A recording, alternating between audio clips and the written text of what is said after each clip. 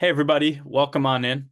We're going to give everyone a minute or two to arrive. So typically we start these things about 1 or 2 minutes after the scheduled time. You know how it is when your calendar buzzes at you and tells you you need to open a Zoom meeting. You have to rush to your device, possibly update the Zoom app if you don't use it every day like we do.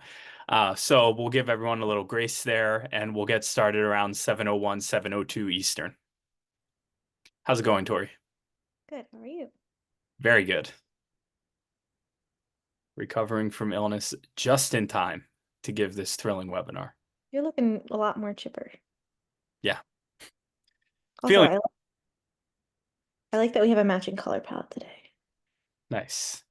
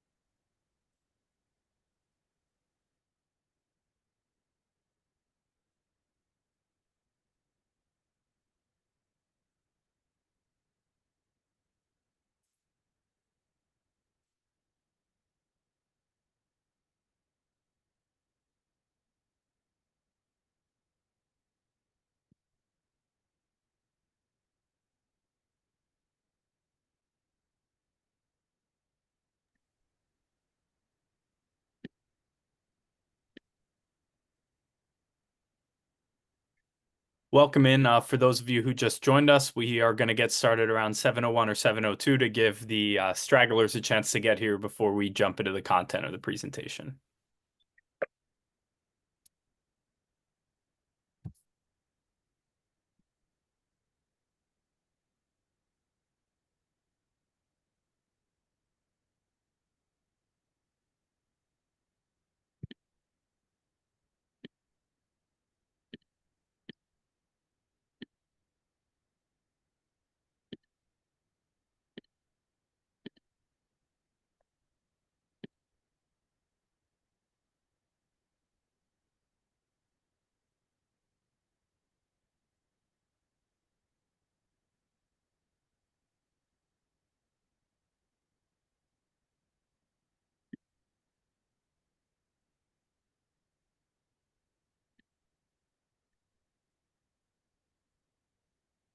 All right, and we're underway. So welcome on in to our digital PSAT webinar. My name's Jim Wismer. I'm the director here at IV Experience, and I oversee our test prep tutoring and work with families primarily on putting their plans together for tutoring. I'm joined by Tori Burke, our assistant director of tutoring, who assists me in all of those tasks and is our resident expert, especially on students who have testing accommodations and work through learning challenges. So if you have any questions for us at any point during this presentation, please use the Q&A feature in Zoom. We are going to get to all of your questions at the end of the presentation. We'll typically plow through things in the order we have them, and then at the end, handle all questions. So please go ahead and drop those in. Without further ado, we're going to get into this presentation on the new digital PSAT. We thought about changing this slide from last year's presentation to just the PSAT because it's not necessarily new that it's digital this year. But I understand that we have a lot of families in here whose students are taking this digital version of the PSAT for the first time, and a lot of parents of students who graduated before the PSAT and the SAT went digital. So we thought we'd keep it for now since this is still a transition period and very new to many people. All right. So when we talk about the PSAT, it's important first to have a general conversation of kind of what the point of the PSAT is. We get a lot of people who contact us to prepare for the PSAT. And what I mean by that is to pay for tutoring for the PSAT. And that doesn't make sense for a lot of students. It can make sense for some, and we'll talk about that in the coming slides, because the PSAT is really a practice test for the SAT. And that is at its core what it is. It should provide you with a benchmark SAT score to give you a sense of how you would do on a comparable assessment to the SAT when you take the PSAT. It's not exactly equivalent to the SAT. We'll talk about some of the differences as we get along, but it is equivalent enough to give you that rough idea. It's also allowing schools to get more used to the SAT's new format. Some schools had hiccups administering the SAT last spring and the PSAT in the fall. Most schools have ironed out those kinks. We're going to talk about some things for you as students and parents to look out for in your school's administration that can help make sure things go well for you. The main kind of purpose of the PSAT that quote unquote matters, colleges won't see your score from the PSAT. What they will see is if you qualify for the National Merit Scholarship. More on that in a little bit. But that's only the PSAT taken in 11th grade. So if you're a younger student who's taking the PSAT, then the fact that this is used to qualify for National Merit in 11th grade isn't relevant to you. It would just be purely a practice test. Although there are some summer programs that may ask for PSAT scores. And then finally, it gives students experience with this digital testing format that may be new to them, depending on whether your school offered it in the previous year to you or not. So with that, I'll hand it over to Tori to just talk through some of the kind of technology that you'll have access to while taking this test. Yeah, so because it is a digital exam, there is a little bit more technology that you might need to know about rather than when we were in high school when all you really needed was the paper and pencil and your calculator. So this test is taken on a device that you bring from home. So that might be the device that your school hands out to you. So typically that's a Chromebook or an iPad. Um, if your school does, especially with a Chromebook, issue you a computer, you may be required or at least highly encouraged to use that device. We do try to have people, if they are just bringing a device from home that isn't issued by the school, we lean a little bit away from iPads just because it's nicer to have the keyboard, and that just seems to be a recipe for fewer mistakes. But it's perfectly fine to use an iPad as well. So this is what the actual test looks like. Again, in a little bit of a change from when Jim or I went to high school, as well as I would assume pretty much all of the parents went to high school. There is only one item on the page and one set of answers. So gone are the days where you sort of had to track your eyes exactly where you were looking. This is also true for the verbal section, by the way. So there's only one question, one little chunk of text. And you can sort of see here that there are quite a few little buttons that you can press, which we will get into in a moment. So the probably most powerful improvement to the digital test is the use of the Desmos graphing calculator. So this is really great for a lot of students because Desmos graphing calculator is what most of them use in class. It's basically just a really powerful graphing calculator that's a little bit more intuitive to use than a TI-84 for most students. You can also bring your own graphing calculator, which we would encourage you to do for sort of the more simple calculations, 2 times 2 equals 4 type things, or 12 times 12 equals 144 more likely. But regardless, you can do all of that stuff on Desmos as well. So what this looks like in practice is we get Desmos graphing calculator sort of pops up. We press a button up in the upper right-hand corner. You can see that says calculator. And we can just sort of type in, especially these graphing questions like this one, which is just a linear equation. It's in this y equals mx plus b format. We can type it directly in. We can actually type in equations that are not in a y equals mx plus b format as well, which is really exciting because that's one of the major improvements from the regular graphing calculator. For the regular graphing calculator, you can only graph something when y is isolated. Or with this, you can graph anything, which is really lovely. Yes, so that is sort of this major improvement, whereas before you would have maybe had to do a little bit of extra thought or work on the TI-84 to get that graphed. We've also got a hideable built-in timer. So this is a really great thing for a couple of reasons. So this is what it looks like in real life. There's no red blocks around it, but that's just for your edification at this moment. So what's really great about this is there's no longer sort of a rush to get the seat next to the clock. You don't need to worry about which watch is allowed, which ones might beep, whatever. This is always going to work. And you can look at it or you can hide it however much you'd like. Some students really prefer to have that time ticking down all the time. Some students feel like it really puts a lot of pressure on them. So you can do whatever you'd like. The other thing that's really great about this, though, is that it's at least in most cases, crash proof. So that's sort of the whole point of this particular piece of technology is that if your computer does crash, you get exited out of the program for whatever reason, the timer will pause and you can resume that time once you're back into your program.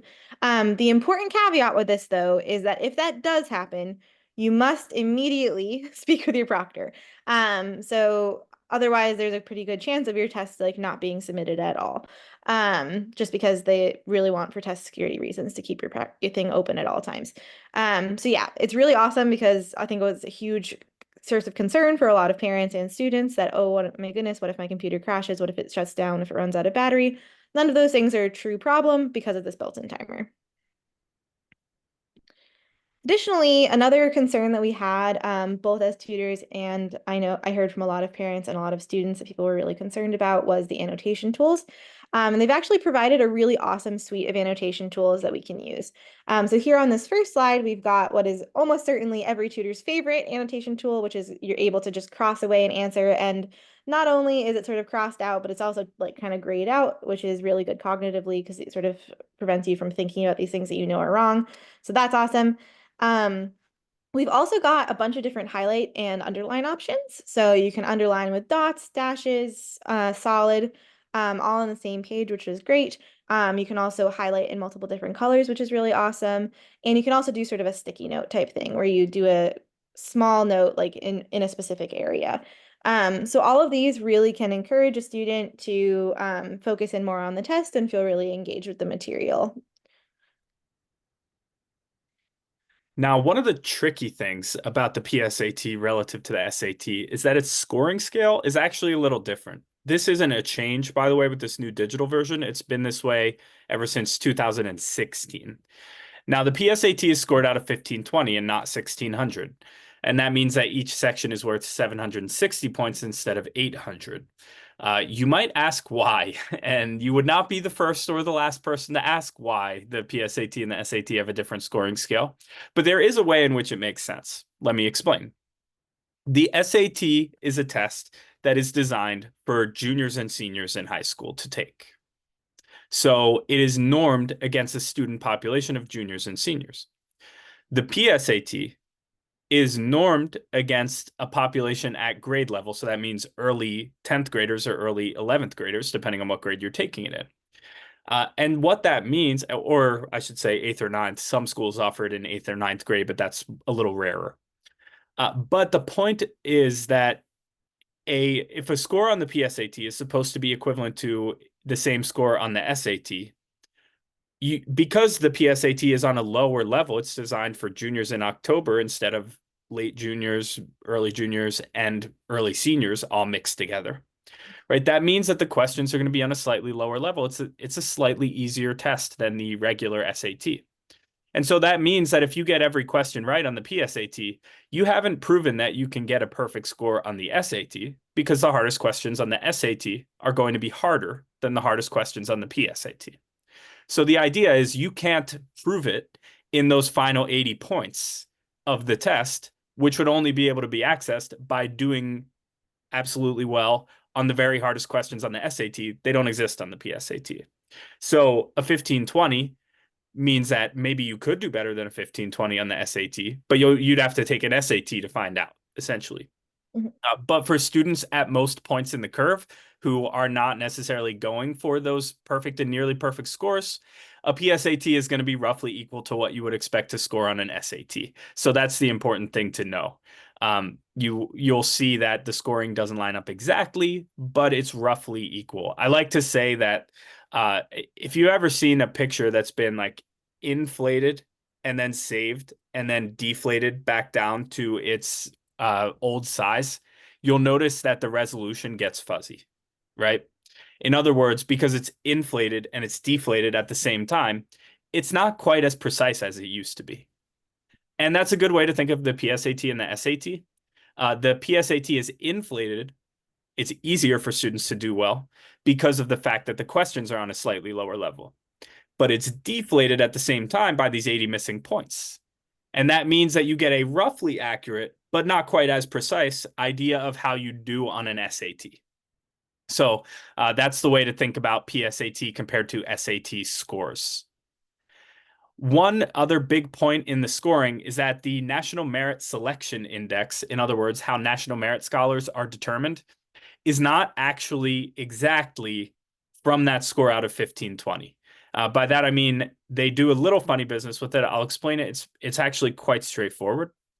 The National Merit Selection Index is a score you're going to see out of 228. What it is those 760 point scores in reading and writing and math are essentially divided by 10. The zero gets chopped off, and then they're reported out of 76. So you get 76 points in reading and writing, and then 76 points in math. But the reading and writing score is multiplied by 2. So essentially, that's 152 points for reading and writing and 76 for math. That means a few different things. That means that essentially the exact score that you're looking for national merit is a moving target every year. This is always true because it's based on how many students in your state do well on the test. But whatever that score is, if you're comparing your regular PSAT score to it, it's actually more valuable to do better in the reading and writing section if national merit is something you're specifically concerned with. Most students won't be concerned with national merit. I see from our attendee list, we have a few people in here that I know are concerned with national merit. Hello to all people on both sides of that. And we're just going to kind of cover it briefly how it works. So you can sort of qualify in 2 ways for national merit, or rather be recognized in 2 ways. Your way into the National Merit Scholarship to actually win money for college is through semifinalist status. What happens is you score in the top 1% roughly of your state. That's going to be 16,000 total students in the country. And that makes you eligible to apply for the scholarship. That's why you're a semifinalist, right? You're not getting a scholarship just because of this PSAT score, but you're allowed to apply for the scholarship because of this PSAT score. If you score not in the top 1%, but in the top 3 or 4% of your state, which is going to be about 3,400 total students, then you will be commended for national merit. You don't have eligibility for the scholarship, but it is something you can put, for example, in the awards section of your college applications. So commended's not nothing, but it doesn't mean that you qualified for national merit when people talk about that. Semifinalist is typically what people mean when they talk about qualifying to apply for the National Merit Scholarship. Score release.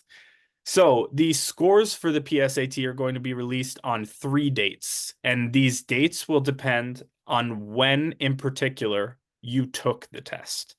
So the test can be offered at any time in October, and it's going to vary depending on your school when exactly that is for you. But October 24th is a common date for the release, and that would be if you took it very early in the month, or November 7th or November 14th. You'll get an email from me on all 3 of those days if you're on our mailing list asking how your student did, because we can't necessarily keep track of what date every single high school is offering the test. And so even though you'll get your score back very quickly from the PSAT in a month or less, you won't find out about your national merit status until the fall of senior year. If you want an idea of what scores tend to qualify, email me and I can get you the data for your state in the last couple years to give you an idea of what score we roughly expect to qualify. But note that that's just a projection based on past data. The scores do move somewhat regularly, not a ton, but they do shift around. Typically, New Jersey is the most competitive state. And I know we have a lot of families in New Jersey, which is why I mentioned that. The format of the exam is essentially 2 sections of reading and writing and 2 sections of math. We call them modules. You get a 10-minute break in between the reading and writing sections and the math sections, and that's your time to use the bathroom and have a snack. More on that later. But essentially, you're locked into this test for 2 hours and 14 minutes, which is about an hour shorter than the SAT was when it was a paper test. How is that? It's because this test is adaptive. Adaptive testing allows the test to be equal accuracy over a smaller sample of questions. So the SAT is section adaptive. Any parents here who took the GRE would be familiar with what section adaptive means. It means that your second module of reading and writing or math, the difficulty level is dictated by how you performed in the first module. One thing I do want to note is that this is not a question adaptive test. There are various question adaptive tests out there where you click submit on a question, and based on your performance on that question, you get your next question. It is not that way, that's how the GMAT works, parents, if any of you took that. But the question adaptive test is not great for the teenage psychology, in our professional opinion, having worked with many teenagers. Sometimes, and frankly, this happens to adults just as often, but sometimes you read a math problem and it just doesn't make any sense. And then you skip it. You do a couple other math problems, and at the end of the section, you come back and you're like, wow, how did I miss that? I know exactly what to do now.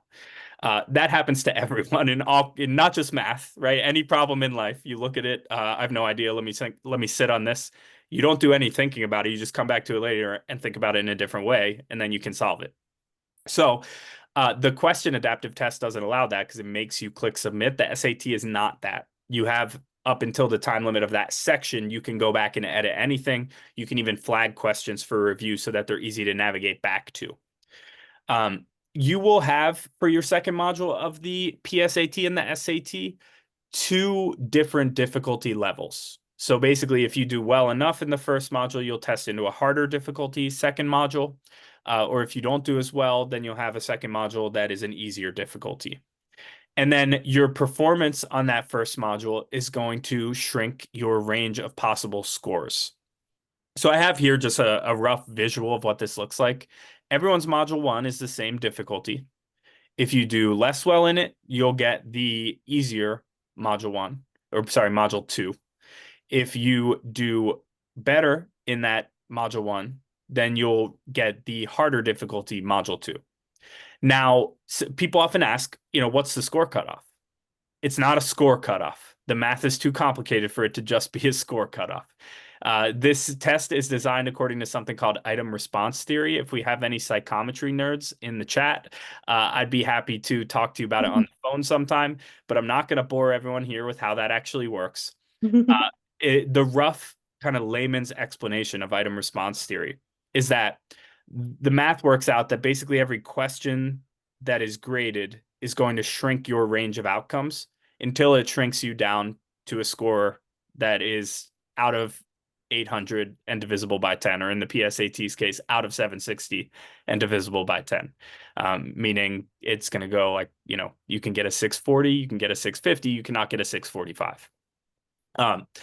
The score that you can get from module 1 and from the easier module 2 and the harder module 2 does overlap a little bit. And that's why we have this overall score as a gradient. Because if you do, very poorly in the harder module 2, then you can actually score lower than a student that does very well in the easier module 2. Now, the inevitable question comes, well, how can we game this system, right? How can we make it so that, maybe I want to do just poorly enough that I get into the easier second half so that way I can, game the system and have an easier time getting to my goal score. Don't do that. I'll take you back to the wording on this slide. Performance on the first module shrinks the range of possible scores. So it used to be the case on the SAT, and this is still how the ACT works. Even the new digital version of the ACT that's coming is not adaptive. On a non-adaptive test, they just look at how many questions you got right in that section, and that dictates your score out of the overall scale.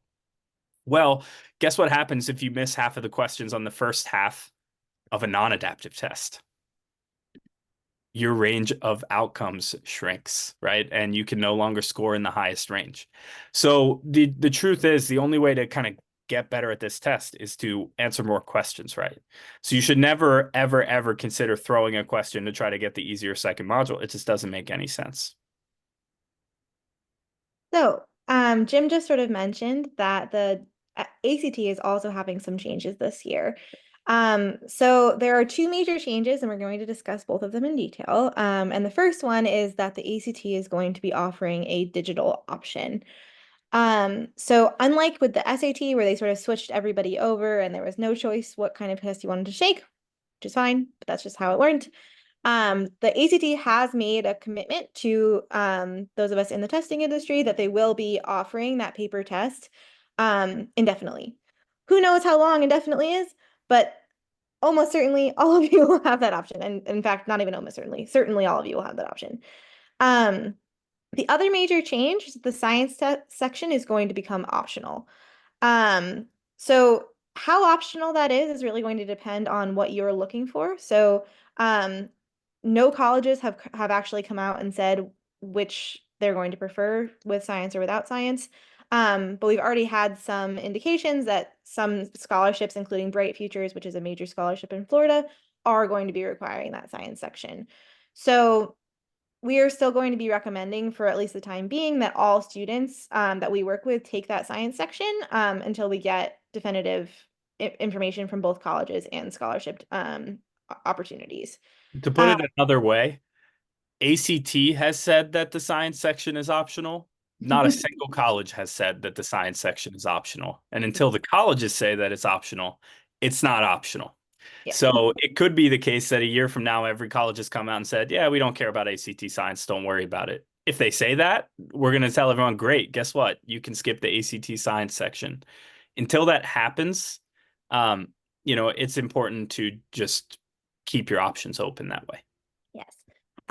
This is a little bit similar to what happened with the writing section. So when I went to high school and when all of you guys went to high school, most likely, the science section, the writing section on the ACT was required. They made it optional now, and almost no colleges actually, in fact, just recently, we used to say that only one college in America required it. Now no colleges in America require it. So now that writing section is truly optional for everyone. And we'll see if the science section goes the same way or if it won't. And by the way, Um, we don't recommend anyone take ACT writing because not only is it not required, but it's really not even used by colleges. so there's one final change that's coming, which is that it's a shorter test overall with more time per question. So so what this actually winds up looking like if you do wind up taking science is that the test is roughly an equivalent length. It's slightly shorter, but there are about 2/3 as many questions total. So you do get significantly more time per question, which is really taking away one of the major issues that most students have with the test, which is when we talk about it nerdily, we call it a more speeded exam, which just means that you have to do the questions a lot more quickly. Now this is going to be taking that speed of the test down much more similar to the SAT.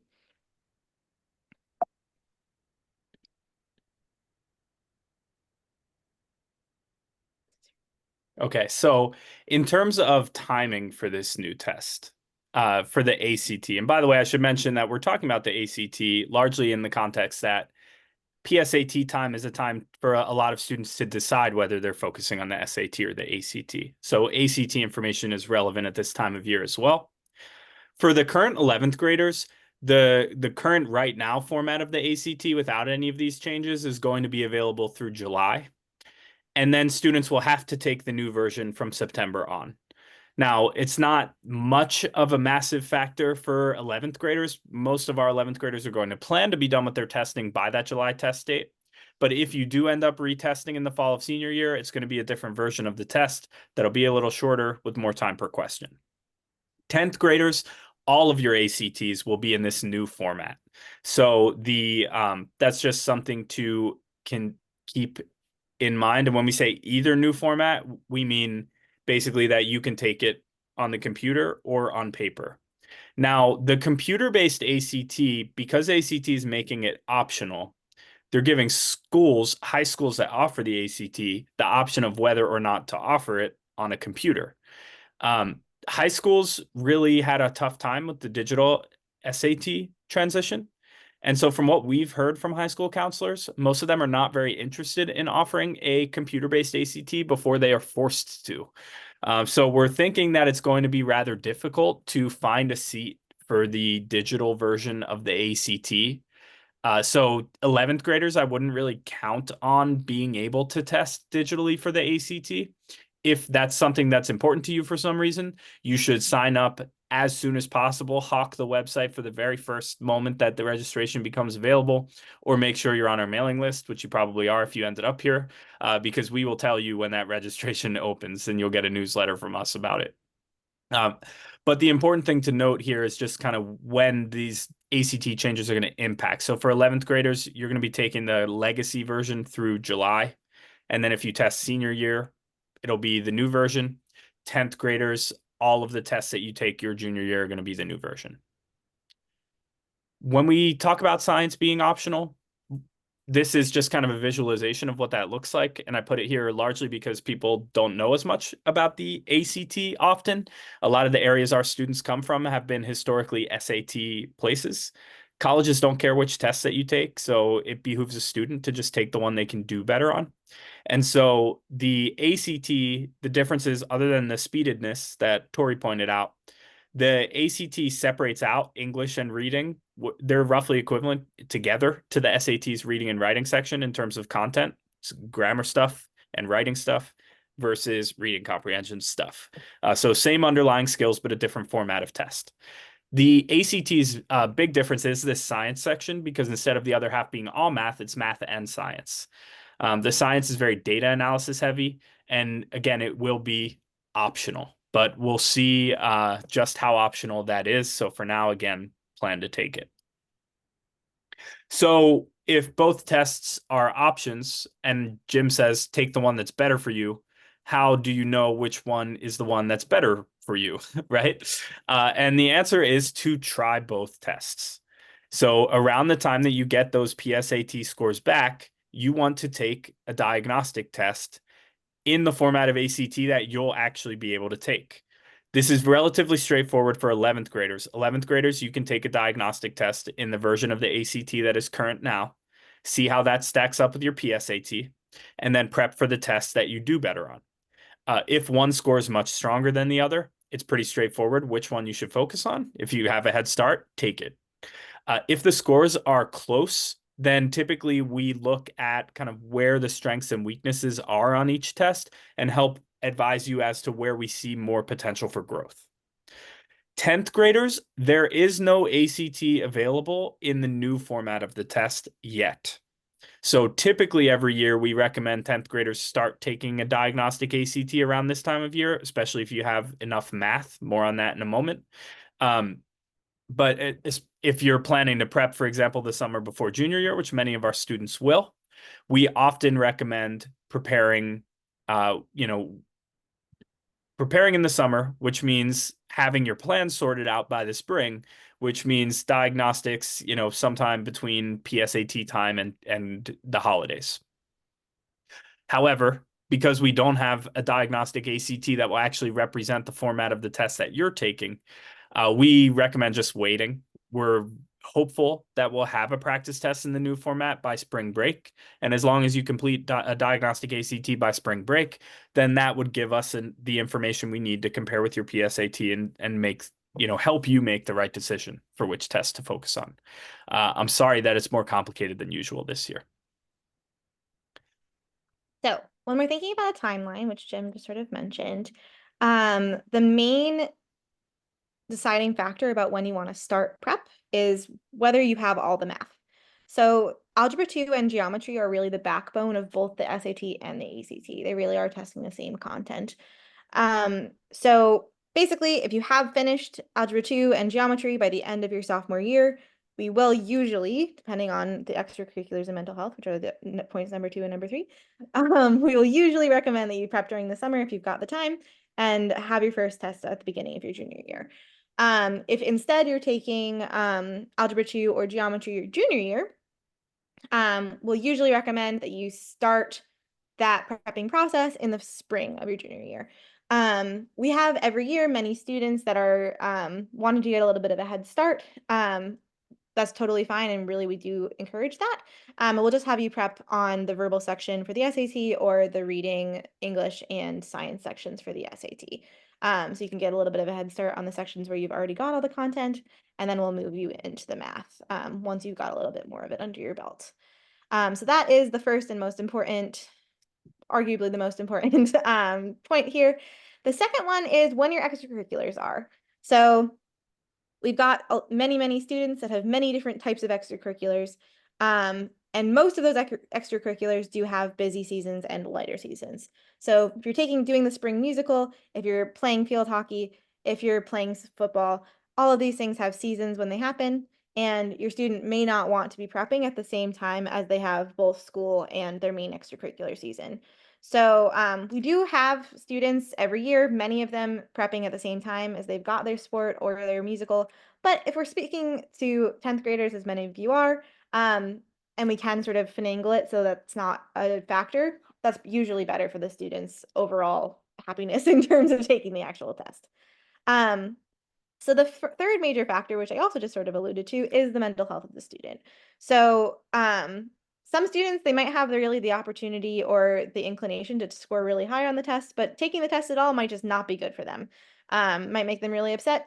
And we always really say that our job is to reduce stress, not increase stress.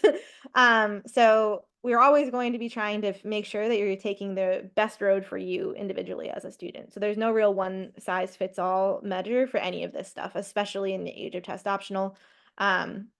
We've really got a lot of options. So we're more than happy to discuss all three of these factors with you to make a special timeline that makes the most sense for you and your student. So here are the different dates where you can take each of these tests. As Jim was kind of saying a little bit earlier, for sophomores, this is a pretty easy situation. SAT, for all of you guys, it's the same all the way through. You've got your digital test, and you've just got to take it at one of these dates, or more than one of these dates, and they've sort of stayed the same for time in memoriam, which is nice. ACT, the very last opportunity to take the classic paper version of this test is going to be July of 2025. And then September will be everybody needed to take the new version, as Jim said earlier. So the new version of the paper or the digital version. Sophomores, again, as we said before, all of these dates are going to be in that new version, whether you choose to do it on the computer or do it on paper. Okay, so a question, but I thought everyone was test optional. What's the deal with test scores in the age of test optional? So it is true that every school is test optional. Test optional is kind of like ACT science optional, where, it's different levels of optional at different places, meaning that a college might be test optional, like Ohio State is test optional, where 85% of their admitted students submit test scores, right? Not very test optional. Or they could be test optional, like Temple is test optional, where 31% of their admitted students submit test scores. Well, in that case, Temple's very test optional. So when we look at different schools, they have different levels of test optionality. Now, with all that said, a strong test score is going to help you just as much as it ever has in a test optional environment.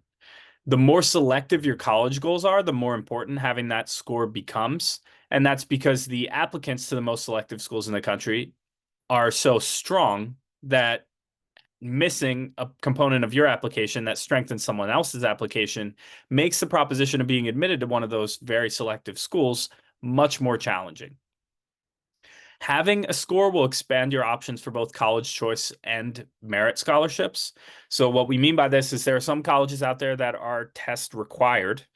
A lot of the large southern state schools, the Florida state system, half of the Ivy League went back last year, Georgetown, MIT, Caltech, etc.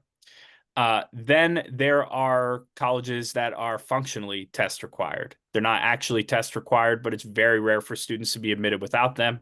Schools like Ohio State, Duke, Auburn, etc. So when you have the test score, you expand your options into those schools that are required and functionally required. And then you also give yourself the chance for merit scholarships. There's a small school on the West Coast, Pepperdine, They are as test optional as it comes. I think fewer than 30% of their admitted students submitted test scores, but their best merit scholarship requires standardized test scores. So if scholarships are important to you, then standardized testing should be as well. And then this final point, if obtaining a strong test score would just require too much of your time and effort, that it would cause you to, suffer in terms of your grades, that it would take away from the extracurriculars that are meaningful to you, that it would hurt your mental health at the end of the day more than it would help your chances. There are still plenty of test optional options out there. So we don't say this to scare everyone into believing you can't possibly get into a college without a test score. But just to say that it shouldn't necessarily be a student's plan A. We always recommend trying these tests, seeing how it goes, look at that compared to your profile as a student, and see how things line up. We actually just gave a presentation on applying test optional, if this is something you're considering. Myself and my colleague, Jordan Holmes, who's a former admissions officer, went through kind of what it's like to apply test optional, how to determine how test optional a school is. It's up on our YouTube page. We can post a link in the chat in a little bit. But if test optional is something that's interesting to you, then that's a good place to start. Yeah. So we're wrapping up now, but we wanted to make sure that we mentioned a couple of things, and one of them is super scoring, because we always get a lot of questions about it. So super scoring is the concept that you're able to combine section scores across test dates. So what that really means is, say you get a 600 on your verbal section and a 700 on your math section the first time you take your SAT, but then the second time you take it, you get a 700 on your verbal and a 600 on your math. Each of those individual test dates would have a 1300 score overall, but as the super score, you'd get to pick your 700 from both sections and get a 1400 overall. So the super score can really make quite a big difference in terms of your overall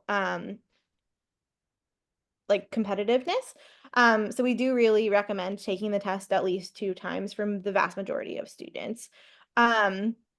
And this can be done for both the SAT and the ACT at most colleges. So there are a couple of important exceptions, and we're always more than happy to discuss those with you on the phone. The one that comes to mind that most people know is Georgetown.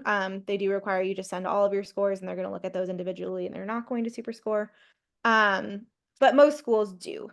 The ACT is recommending that colleges super score across both versions of the ACT. So that means if you do wind up taking one paper test and one digital test, or one paper test in the old format and one paper test in the new format, hopefully, and we do expect that you'll be able to super score those together.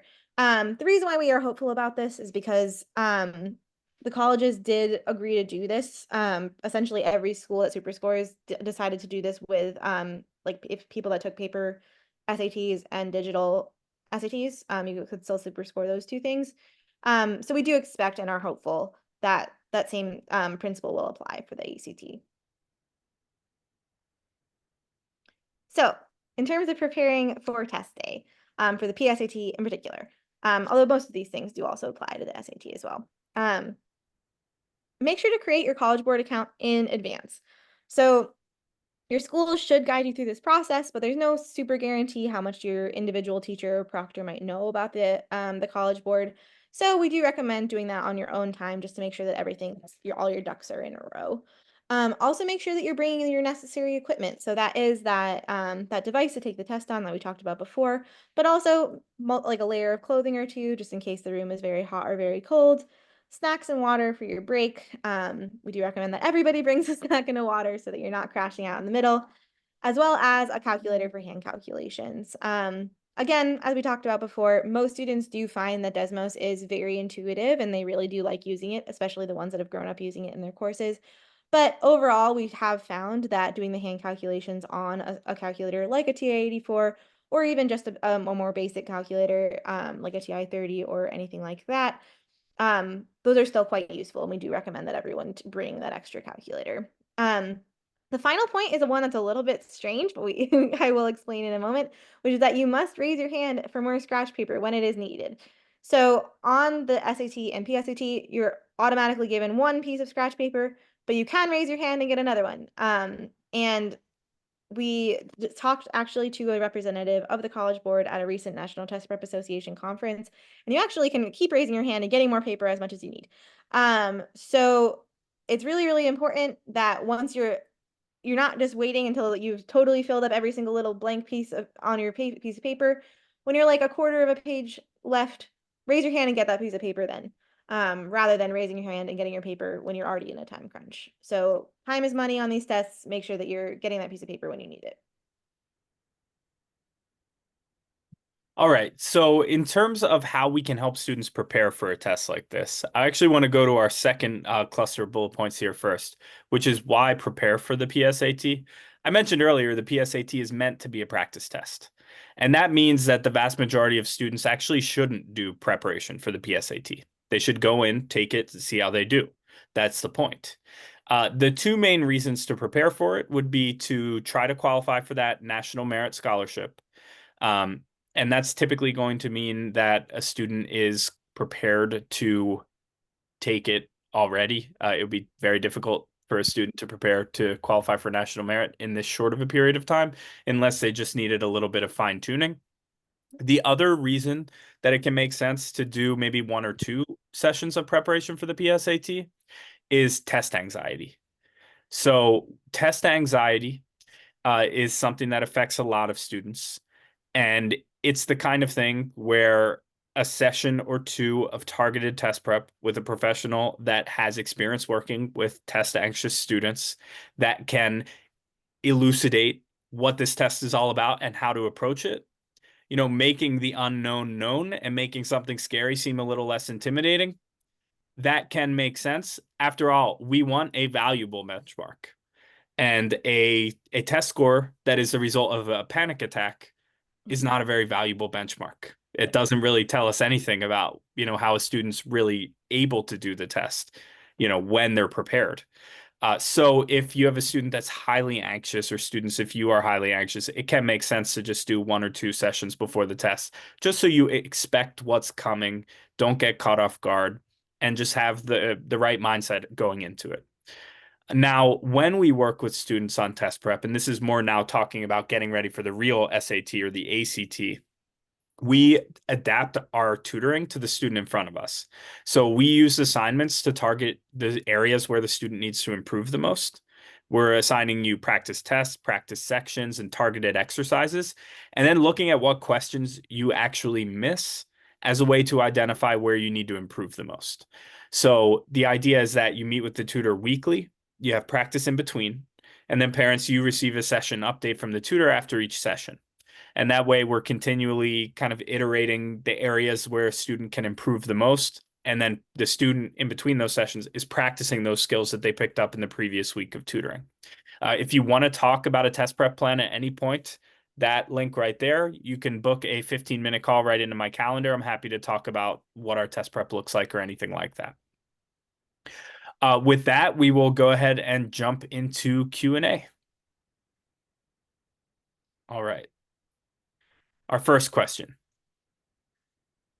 Tori, how easy or difficult is it to go back and review questions you didn't answer or forgot to answer? So it's actually extremely easy. We don't have it up right now, but you can really just sort of click a drop down and just see all the ones that you flagged. So we do recommend flagging those when you take it the first time, just so that you have that stuff really easily available. But even if you don't, it's really easy to just sort of click through. Awesome.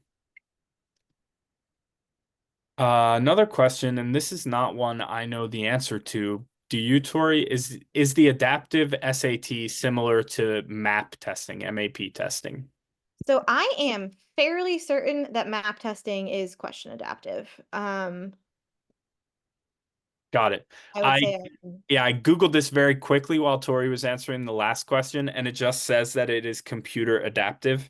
It doesn't specify on the website if it is section or question adaptive, but those are the two main types of adaptive it could be. I'm just not sure which one it is. If you email me this question, I can try digging a little deeper and get you an answer. yes. All right, here's a very fun and juicy question. What are the implications of adaptive testing? Will it lead to more people scoring higher? Will schools that really want the strongest math students be able to find those, or will this system make things fuzzy? The goal of adaptive testing is to be more precise. Now, College Board approached this in two ways. An adaptive test, all other things held equal, should be more precise than a non-adaptive test. The idea is that you're honing in a more nuanced way on a student's ability level. Because essentially, I'll put it to you this way. If you have a student who should be scoring above 700, having them do more of the easiest questions on the test doesn't actually give you any new information about what their score should be. They could do 10 more of the easiest level questions, and I don't know, maybe they'll make a silly mistake, but it doesn't really tell you anything about that student's level. The goal of adaptive testing is to get more accurate scoring by having students completing questions that are closer to the ability level that you're actually evaluating them at. And that is the goal of this bifurcation of the second module into an easier and harder level. So is it easier to score higher on this test? I would give that a resounding no. It has not been easier for students to score higher on this test. I would say, generally speaking, the digital SAT is a higher variance test. And what I mean by that is that there are fewer questions, and each question can be individually worth anywhere from 0 to 40 points on a student's score. What that means is that over a smaller sample of questions, every lucky bounce or unlucky bounce, right? You had it down to 2 and you had to guess between them, or you've left a negative sign behind in step 3. Anytime that happens, it's going to affect your score more over that smaller sample of questions. So you technically need to get fewer questions right. But on the other hand, every kind of good and bad thing that happens to you is more difficult. It's definitely not the case that more people are scoring higher. And one of College Board's stated goals with this redesign was that scores would be exactly equivalent on one version of the test, the old version, and this adaptive version, which essentially means that the percentiles work out the same way. So the percentage of students scoring, at every band is roughly the same. It's not any easier to score well. When you test into that harder second module, you can still score as low as like the mid 500s we've seen. So it's not like getting into that harder second module just automatically puts you over 700 points or something like that. So for that reason, it is a little less precise in a way because it is just a smaller sample of questions, but that's the sacrifice College Board wanted to make it friendlier to students, essentially. All right. Thank you all so much for attending. Thank you for all of your questions. If you think of anything that is more kind of individual or unique to your student, feel free to send us an email or a text actually to our office number. We can text from our office number. People are often surprised to hear that. It is one of our primary ways of communicating with our families. And I would say we also have all of our webinars up on YouTube afterwards. So if you have parents, if you're here and your student couldn't make it, or if you have a friend who you think might benefit from this kind of presentation, please just share the link. We'll send it out to all of the attendees. Thanks everyone so much and have a great night. And thanks, Tori. Bye-bye.